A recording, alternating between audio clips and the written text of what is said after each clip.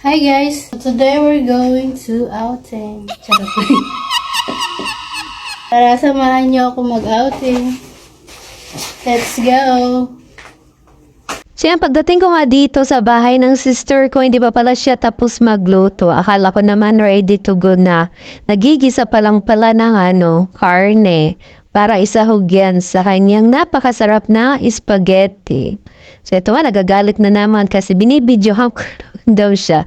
Alam naman niya, nagbablog ako eh. Kaya naisip ko nga, natulungan ko na lang muna magluto yung kapatid ko kasi hindi naman ganun kagrabe kakapal ang mukha ko. Ito na, magpapalibre na tapos pati pagluluto, hindi ko pa tinulungan. Pinatulong ko na nga rin yung anak ko sa pagluto kasi piprito lang naman yung lumpia. So, ito na nga, luto na yung lumpia. Tingnan niyo naman ako, nahagard agad ako para nagprito lang ako ng lumpia. At meron pa pala ako ipiprito yung 5 kilong manok. Ayan.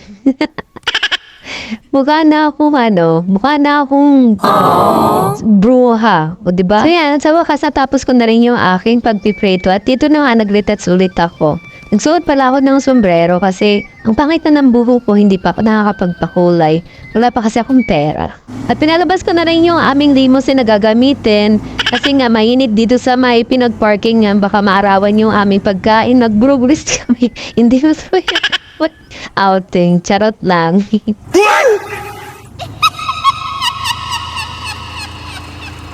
Sabi ko, ilabas lang yung limousine na yan. Dire-diretso na yung aming driver. Oy! Andito pa kami. Wag kami iwanan. Ano ba? Ang tagal kasi ni Madam.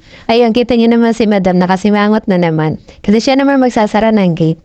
Paano siya naman lagi ang nahaward? Tsaka kabisado niya na yung gate na yan. Kasi siya lagi ang nagsasara niya tuwing aalis kami. Tandaanin mo yung gate na yan na malang paggawa ko dyan, 1,000 sheety mil. Stainless pa naman yun na bakal, charot.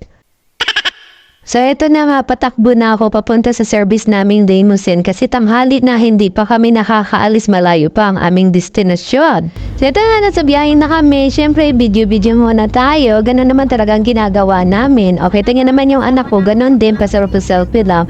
Ang lakas talaga ng aircon ng aming limousine, no? Tapos organic pa yan. O, diba dinidibad-dibad yung GoPro? Kita yun naman. At nag-picture-picture na rin kami. Kasi alam nyo ba, minsan lang to sa amin mangyari. Karang na nagdama ka pa. Ayan, si Madam nasa unahan. Bago nga pala kami dumiretso dun sa aming resort na aming pupuntahan, dumaan mo na yung aking anak dito sa kanyang boarding house. Kasi meron daw silang mga important matter na pag-uusapan ng kanyang ka-boardmate. So, yan at medyo natagalan niya kanilang conversation. Buti naman, natatapos na. Ito na, papunta na kami dun sa resort na aming paliliguan. Nakikita niyo naman yung daan. O, diba, kabundukan, kaumahan. Pero ang ganda ng kalsada dyan. Nakikita niyo naman yung aking pagbibideo. Walang yan. Walang dire-diretso lang talaga, napakalinis. Kasi ang ganda ng kalsada dito. O, simentado, ispaltado. Napakaganda dito magbiyahe. Ito yung shortcut kapag gusto mong pumunta ng Batangas, dito ka dadaan sa May Alfonso. Ayan. Ito kahit kabundukan yung nakikita nyo sa video ko. Pero ang gaganda talaga ng bahay dito. Hindi ko lang talaga na-videohan yung mga magagandang bahay. Kasi din yung sa may kabilang side. Dito kasi ako sa may kabila. Kaya ang na-videohan ko lang yung mga kagubatan. Yung hindi ganong kagandang bahay. Tapos lumampas pa kami kasi syempre first time namin dun sa resort na yan. Kaya di pa namin talaga kabisado. So ito na nga, nag-U-turn na kami. Baka makarating pa kami ng Batangas. Buti na lang meron kaming Google Map na sinusundan. Pero lumampas pa rin talaga kami. Di naman kasi kami ang driver. Kami lang ang nag-Google. Ganon kami kapag may pupuntahan kaming mga hindi pa namin napupuntahan. Gino-Google Map talaga namin. Hindi kami gumagamit ng Waze kasi yung Waze sinungaling yung charot lang. Ito na nga, magbabayad na kami ng entrance fee kasi hindi ka papapasukin sa resort kapag hindi ka nagbayad ng entrance. So, siyempre, sister na way sagot ng aming entrance fee kasi sila naman yung may birthday. Nakisabit lang naman kami. Isip pababagan yun ang fee. Pag adult ko, magkano? 170. Pag senior citizen, may discount ko ba? Tita, pag core 11. Tapos. Kakaiba tong resort na to kasi nakadepende pala to sa height yung bahid mo sa entrance. Yan, tapos na nga kayo magbayad at meron ditong photo booth kaya nagpicture-picture muna kami bago kami pumasok sa loob ng resort.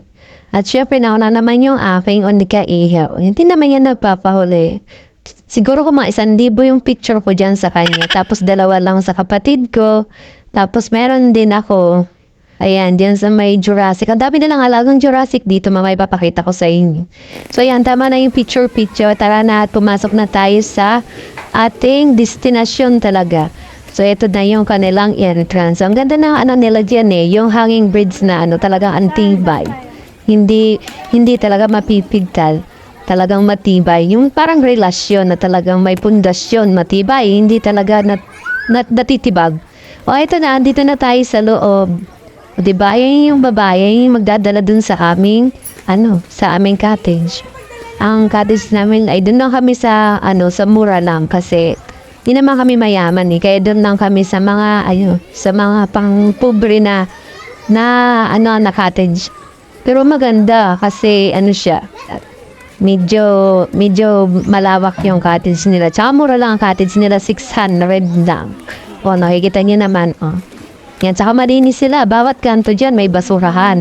Wala kang makikita dyan na tain ng aso. Hindi katulad dun sa resort na pinuntahan namin nung nakaraan taon.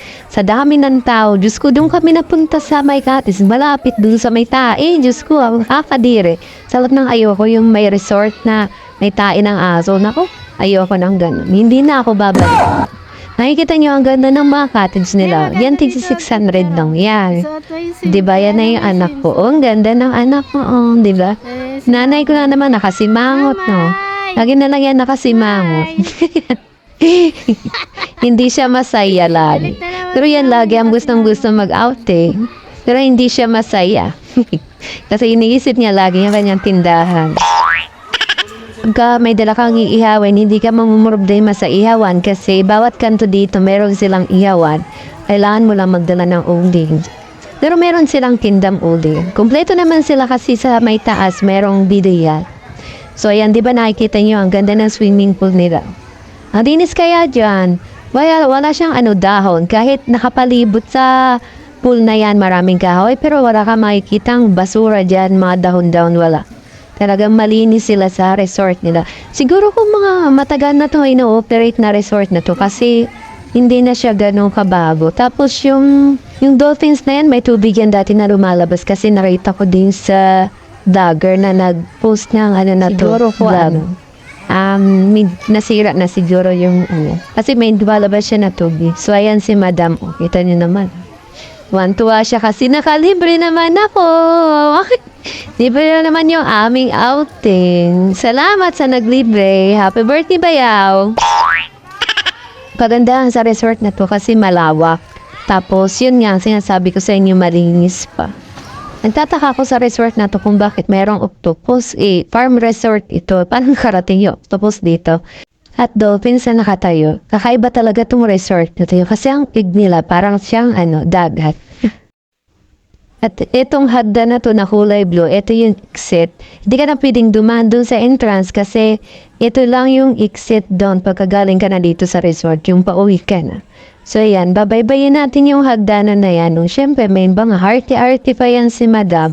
Yan talaga kapag ka first time mo, ganun talaga yung feeling mo para talagang kakaiba. Kasi syempre, nanalihon ako First time ko lang dito. Kaya ipapakita ko yan sa inyo. I-share ko yan sa inyo. Hindi ko yan ipagdadam. So, ayan. Diba? Ganarn. Hindi pa na dyan ang aking punta. Kaya bababa ulit ako. Dito pala yung aming dadaanan. Ayan, So, ayan yan naman yung mga hotel nila. Di ko alam kung magkano yung hotel dito. Kasi hindi naman kami mag-check-in. Maliligo lang naman kami. At ito naman yung CR nila. Malinis yung CR nila, in fairness. Walang multo dyan. Yan, ipapakita ko sa inyo. Kasi yung nagbibideo sa akin, ayaw pumasok. Pero wala talagang multo dyan, promise. Malinis, hindi mapanghi. So yan, i-pass forward na natin kasi hinihingal na ako. Matanda na talaga. So, ito naman, dito na kami sa taas at nakita ko nga itong na to. Ano bang tawag dito? Nakalimutan ko na. Sabi ko sa aking videographer, videoan mo nga ako kasi ang ganda dito mag-passion show.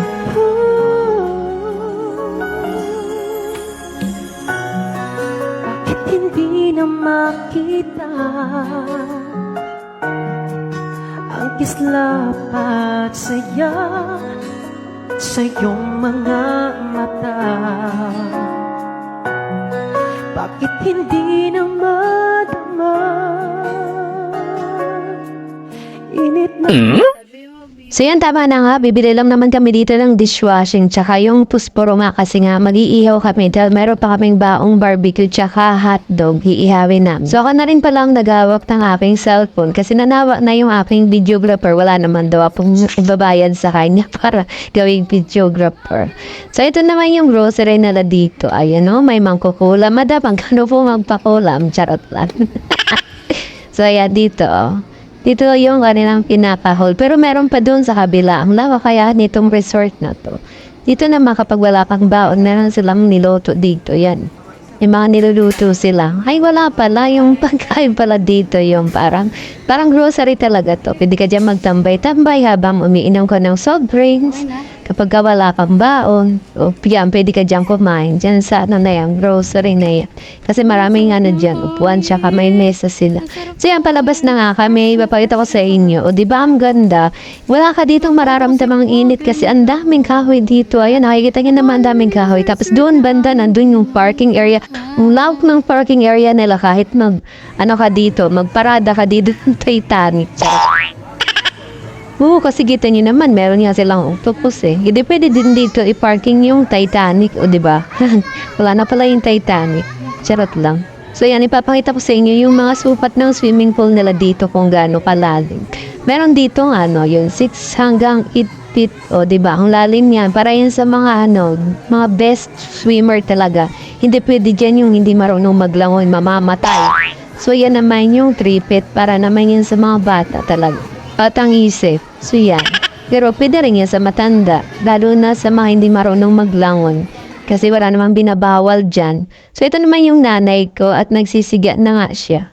Ay hindi, nagpapabaga ng uling kasi nga magsusugba kami ng aming baong barbecue tsaka yung hotdog nga. Kasi yung pagkaahon ng mga bata sa tubig, gutom yun. Kaya kailangan namin yan hihawin na kasi paborito yun ng mga bata. O diba? Mga bata isip.